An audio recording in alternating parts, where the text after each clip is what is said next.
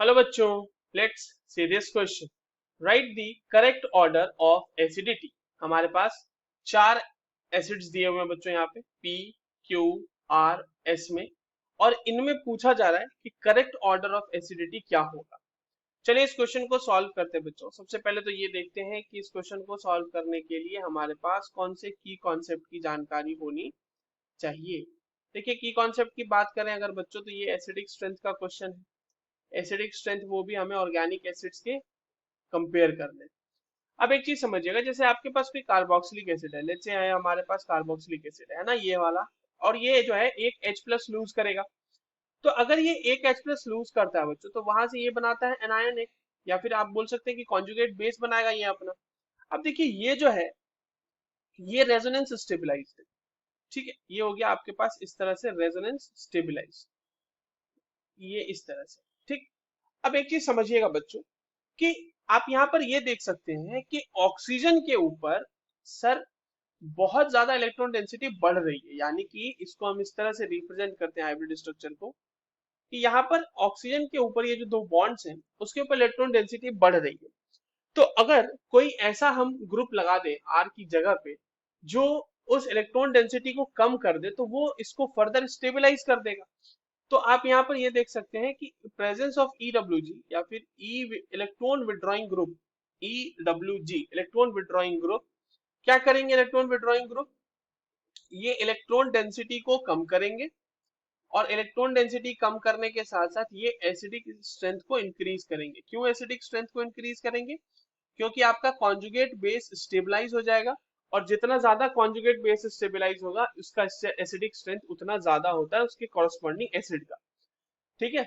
अब आप यहाँ पर देखें, हमारे पास जो कंपाउंड्स दिए हुए हैं बच्चों, वहां पे COOH ग्रुप जो होता है ये एक इलेक्ट्रॉन विड्रॉइंग ग्रुप होता है। इलेक्ट्रॉन विड्रॉइंग ग्रुप यानी कि ये -M शो कर सकता है और -I शो कर सकता है। हालांकि यहाँ पे -M की बात तो नहीं हो पाएगी हमारी, -I से हमारा काम चल जाने वाला है। अगर आप ऑक्सैलिक एसिड का स्ट्रक्चर देखें, जहां पे आपके पास इस तरह से ये COOH ग्रुप है और ये एक COOH ग्रुप है, इस वाले को हम लोग कंसिडर करके चलते हैं कि वहां से H प्लस निकलेगा, तो बच्चों ये जो है आपका ये इलेक्ट्रॉन विड्रॉइंग ग्रुप यानी -I दिखाएगा। सिमिलरली आपके पास जो दूसरा कंपाउंड है वहां एक बीच में CH2 ग्रुप आ गया, और फिर यहाँ COOH ग्रुप है, और यहाँ पर COOH ग्रुप है। हमने कहा कि इससे हम H प्लस निकालेंगे तो ये फिर से -I दिखाएगा। और अगर आपके पास यहाँ पर फिर से एक CH2 बीच में इंसर्ट कर दिया जाए, तो हम बेसिकली क्या कर रहे हैं कि हम COOH ग्रुप का जो है कार्बोक्सिलिक ग्रुप का डिस्टेंस इंक्रीज कर रहे हैं। यहाँ पर भी ये -I दिखाएगा ही दिखाएगा, और यहाँ से H प्लस निकलेगा।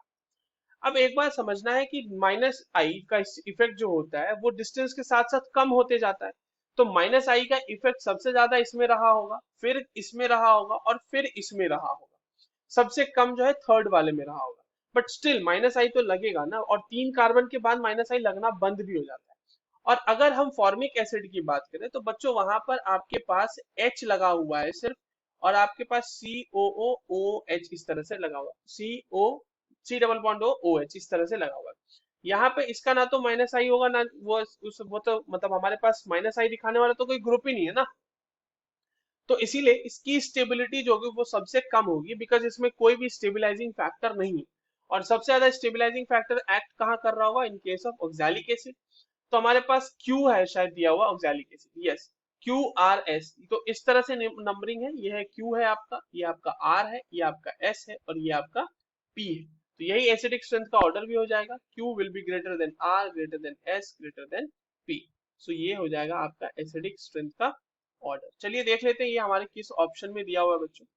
QRSP, सबसे ज्यादा Q है, फिर R है, फिर S है, और फिर P है। So this is given in the option C. That is the correct answer. I hope you understood this well. All the very best.